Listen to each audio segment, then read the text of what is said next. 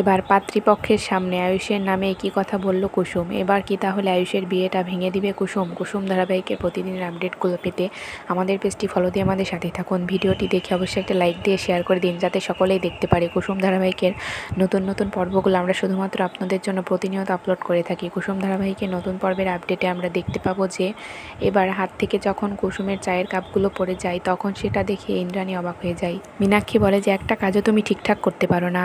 দেখেছো দিদি সকলের সামনে কিভাবে আমাদের মান সম্মানটা নষ্ট করার চেষ্টা করছে।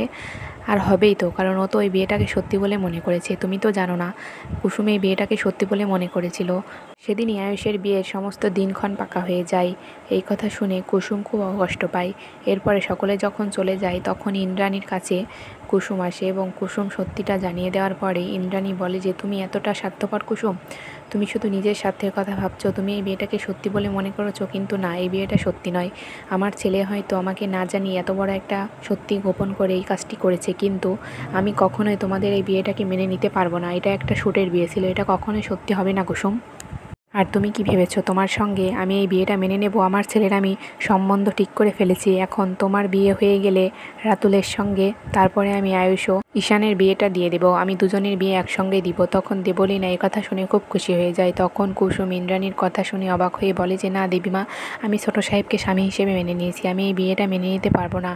ইন্দ্রাণী কুসুমের মুখে এমন কথা শুনে অবাক হয়ে বলে যে তুমি এত বড় সাহস দেখাচ্ছ, তুমি আমার মুখের ওপর এত বড় কথা বলছো কুসুম, অনেক খারাপ হয়ে যাবে কিন্তু। তোমাকে আমি রাতুলের সঙ্গে বিয়ে ঠিক করে দিয়েছি, তুমি রাতুলকেই বিয়ে করবে, আর কাউকে নয়। আর এটা শুটের বিয়ে ছিল, এটা মাত্র একটা অভিনয়। কিন্তু কুসুম মনে মনে করে যে আমি ছোট সাহেবের এই বিয়ে হতে দেবো না, যেভাবে হোক আমাকে এই বিয়েটা আটকাতে হবে। তবে এবার আয়ুষের বিয়ে ভাঙতে কী করবে কুসুম, সেটা জানতে হলে এবং দেখতে হলে আমাদের পেজটি ফলো দিয়ে আমাদের সাথেই থাকতে হবে। আর ভিডিওটি দেখে অবশ্যই একটা লাইক দিয়ে সবাইকে দেখার সুযোগ করে দিবেন। ভিডিওটি দেখার জন্য আপনাদের সকলকে অসংখ্য ধন্যবাদ।